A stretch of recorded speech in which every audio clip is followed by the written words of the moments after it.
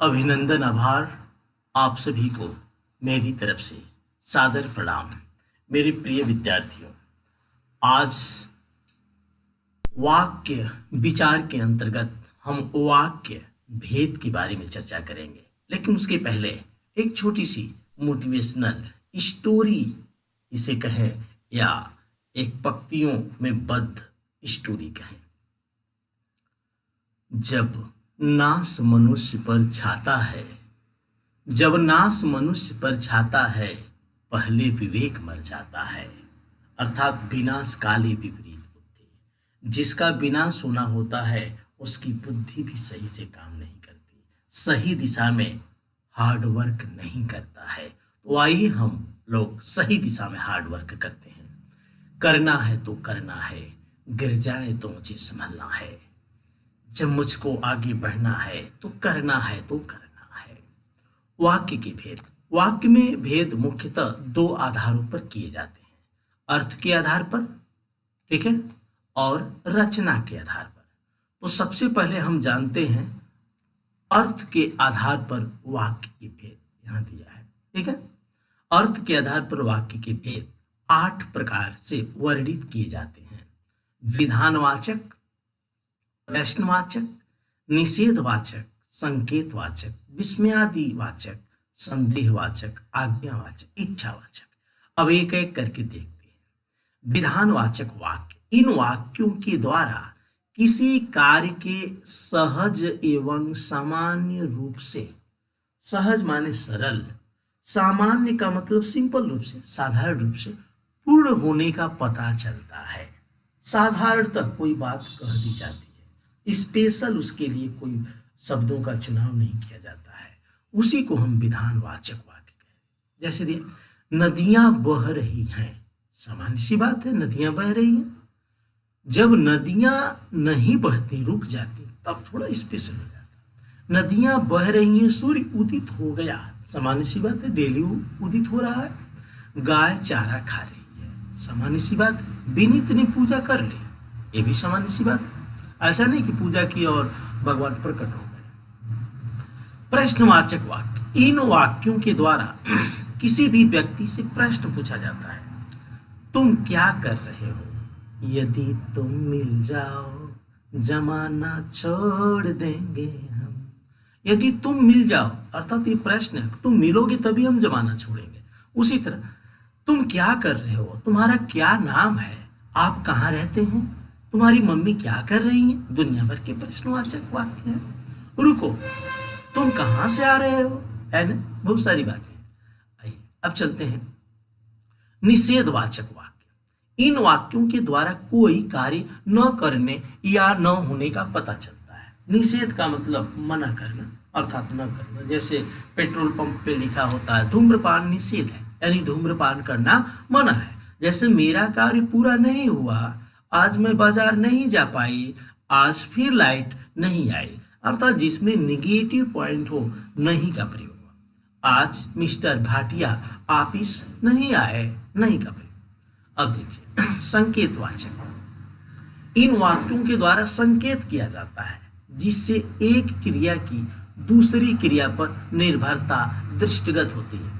अभी इसके पहले में एक गाना गया, यदि तुम मिल जाओ जमाना छोड़ देंगे। ये एकदम 1 नंबर का संकेतवाचक वाक्य का एग्जाम्पल है।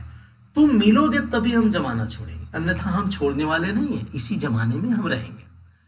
जिससे एक क्रिया की दूसरी क्रिया पर निर्भरता दिखाई देती है। आज दूध वाला नहीं आएगा तो चाय कैसे बनेगी? अर्थात ये चाय जो बनने की प्रक्रिया है, दूध जो क्रिया है दूध वाला पर नहीं आया, इसी पर निर्भर है। अगर नहीं आया तो चाय नहीं बनेगी। यदि तुम कॉलेज जाते तो तुम्हारा काम बन जाता, अर्थात तुम्हारा काम तभी बनता जब तुम कॉलेज जाते। यदि अधिक वर्षा होती तो फसल अच्छी होती। अधिक वर्षा इस क्रिया पर फसल होने की क्रिया निर्भर है। विस्मयादिवाचक वाक्य, इन वाक्यों के द्वारा हर्ष, शोक, घृणा, प्रशंसा आदि के भाव प्रकट होते हैं। हर्ष यानी बहुत आप प्रसन्न हो जाते हैं, कोई आश्चर्यजनक घटना घट जाती है, कोई आपके जीवन में कोई मर गया अपना सगा, तो वहां भी विस्मय के कारण शोक हो जाता है। ठीक है, कोई ऐसी घटना जिसको देखकर कुत्ता मर गया है और बदबू कर रहा है, उसको देख के घृणा, आश्चर्य, मतलब घृणा का आश्चर्य होता है। प्रशंसा कि भाव भी आप किसी की प्रशंसा डायरेक्ट करते हैं अचरज में, वाह क्या बात है, वाह मजा आ गया, अरे यह क्या हो गया, दुनिया भर की, मतलब इस तरह की बातें आप करते हैं। शाबाश, हाँ देखिए, शाबाश तुम परीक्षा में अव्वल रहे हो, यानी अर्थात अव्वल का मतलब प्रथम आए हो, बहुत अच्छे हो। ठीक है, शाबाश, ये विस्मयादि बोधक चिन्ह है। राइट, संदेहवाचक वाक्य, संदेह, किसी पर संदेह होना। सारी बीच नारी है कि नारी बीच सारी है कि सारी बीच नारी है कि नारी बीच सारी है कि सारी ही की नारी है कि नारी ही की सारी है, मतलब संदेह हो रहा है ना, कि साड़ी की नारी बनी है कि नारी की साड़ी बनी है कि साड़ी की ही नारी है कि नारी की ही साड़ी है। इन वाक्यों द्वारा किसी भी कार्य के पूर्ण होने या न होने के प्रति संदेह की संभावना प्रकट हो जाती है। जैसे शायद आज बारिश हो सकता है कि मैं कभी राष्ट्रपति बनूं, है ना, शायद, पर है, शायद, परहैप्स, मतलब शायद, अर्थात संदेह बना हुआ है बादल को देखकर, शायद बारिश हो, कंफर्म नहीं है। हो सकता है कि कल मेरे घर भी राहुल गांधी आए, हो सकता है कि कल मेरे घर भी प्रधानमंत्री जी आए। ठीक है, हो सकता है, होगा नहीं, जरूरी नहीं है। आज्ञावाचक, इन वाक्यों के द्वारा आज्ञा, किसी को हम आज्ञा देते हैं, पढ़ो, क्या कर रहे हो, लड़ो मत, चलो बाहर जाओ, ये दुनिया भर की आज्ञा।